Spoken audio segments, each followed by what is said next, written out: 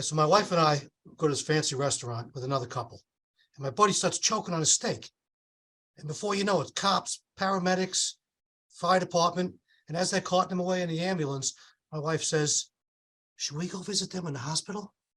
I said, yeah, as soon as I finish his steak. She goes, you are so insensitive. I said, he stuck us with the bill.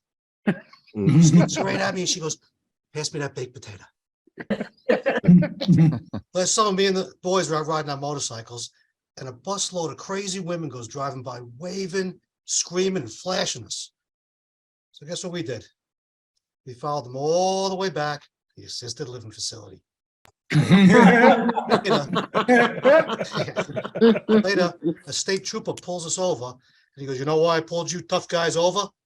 I said, I don't know, because we're doing 85 and a 55. He said, no. These ladies in the back of your bikes need to get back to the assisted living facility. It's bingo now. Last year, I was up in the Catskills with my chopper, and I see this bar, and I go inside. I walk in, and I'm like, hey, how do you get a beer around here? So old lady at the end of the bar.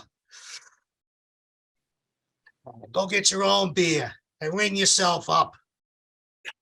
What's crazy is at the end of the night, she had me doing payroll and inventory.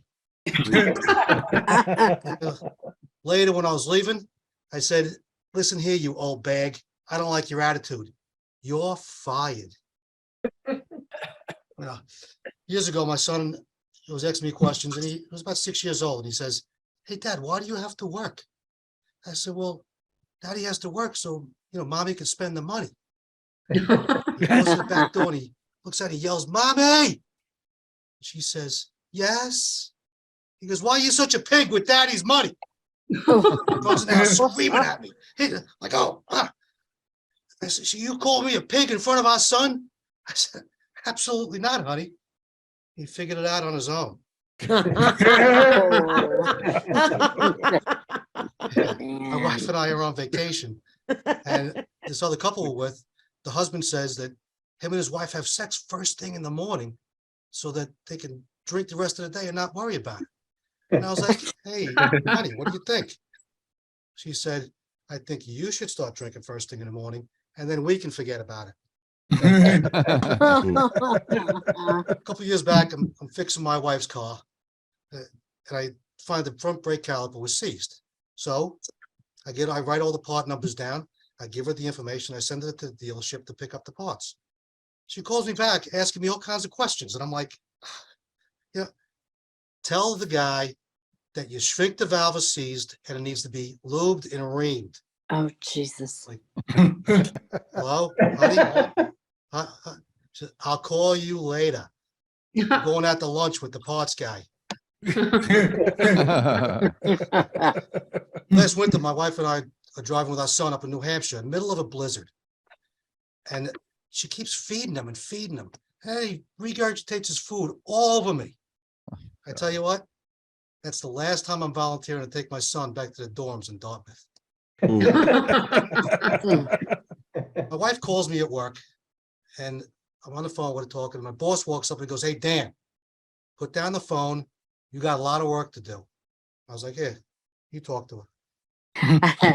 Hands me the phone back a few minutes later. He goes, yo, Dan, you can take the rest of the day.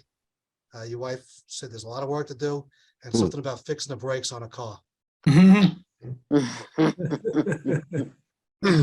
My boss calls me at home, and I'm talking to him, and my son comes in the room and he's screaming. I just look at him. I go, shut the hell up.